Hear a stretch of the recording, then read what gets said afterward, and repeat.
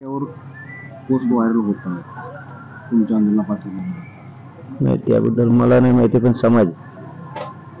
समाज काही करू शकतो आणि समाजाला काय करायचं ते करावं, पण शांततेत करावं बस. एक प्रश्न असा आहे की हे सगळे इथे येऊन आग्रह करतायत, त्यांचा आग्रह तुम्ही मानणार आहात की नाही? कारण लहान लेकरं, महिला, पुरुष सगळे रडताय इथे. मी माझ्या समाजाच्या पुढे कवाच नाही गेलो 5 मिनिट आणि पुढे बी नाही जाणार, परंतु एवढ्याच वेळेस मी त्यांच्या शब्दाच्या पुढे चाललोय, मोडायला लागलो त्यांचा शब्द. ते पाणी प्या म्हणते मी नाही पित, त्यांच्याच लेकरासाठी नाही पित, दुसऱ्या तर त्यांचेच लेकरं मोठे व्हायचे.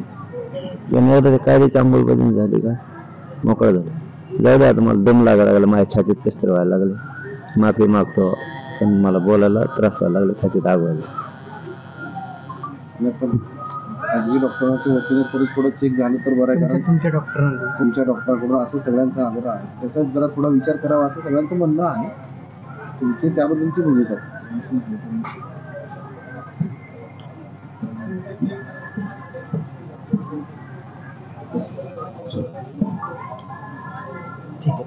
पाटील, आज उपोषणाचा 4था दिवस आहे, तुम्ही पाणी घेतलं नाही. सायंकाळच्या वेळेस विभागीय आयुक्त येऊन गेले. काय नेमकी चर्चा झाली आणि तुमची भूमिका काय आहे?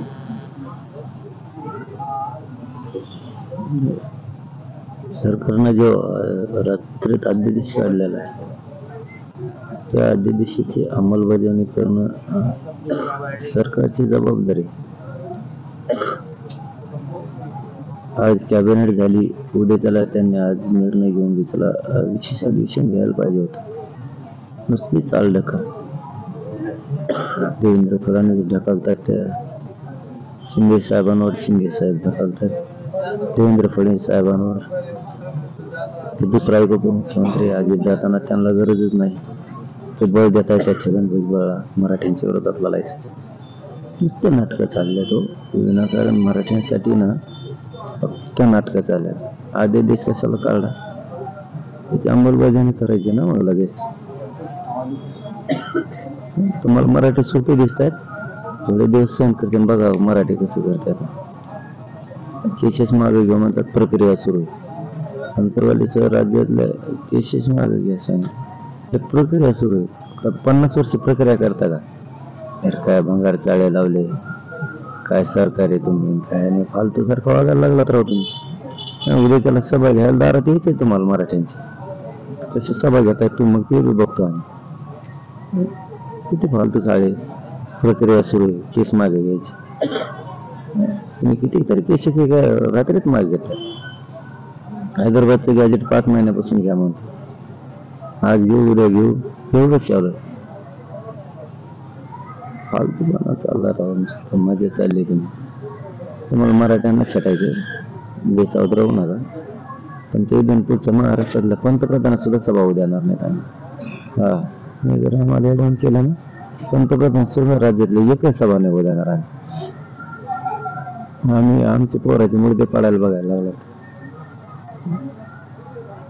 त्या शिंदे साहेबाची समितीची 1 वर्षाची मुदत द्या मला, ते 2 महिन्यात दिली. काय केलं 2 महिने? 23 डिसेंबर पासून आजपर्यंत काय केलं शिंदे समिती? काहीच नाही, नुसते मजा मारतात. आज मला स्वर्ग आयोगाचा अहवाल आला, स्वीकारला नाही. तेव्हा कायदा पारित करीन कवा करता? मराठी मेल्यावर सगळे पाणी घेऊ शकत नाही. सगळ्या शहरांचा अध्यादेशाची अंमलबजावणी झाल्याशिवाय मी पाणी घेऊ शकत नाही. घराघरातल्या मराठ्यांना आरक्षण दिल्याशिवाय मी माग हाकू शकत. आणि मराठ्यांची लाट बघा कशी उसळली. आता सगळे मराठी अंतरवाडीकडे धावून पळायला लागले, सगळे तुटून पडले. तिकडे हजारो लाखांनी गर्दी करायला लागली मराठी अंतरवाडी. सरकारचे का डोळे गेले, अक्कल नाही आणला. लहान नाही काय वागत येत राव, काय शिंदे साहेब तुम्ही फसवणूक करायला लागलात मराठ्यांची. देवेंद्र फडणवीस साहेब तुम्ही बी काय फसवणूक करायला लागला. त्या अजितदादालाच वेळच नाही, ते तर त्या भुजबळाच वेळ देतोय. भुजबळच मोठा करायचा त्याला मराठीच्या फरमाजा लागलाय. तो सगळ्याला फळ भोगायला लागणार, हिशोब सगळ्यात होणार. थांबा.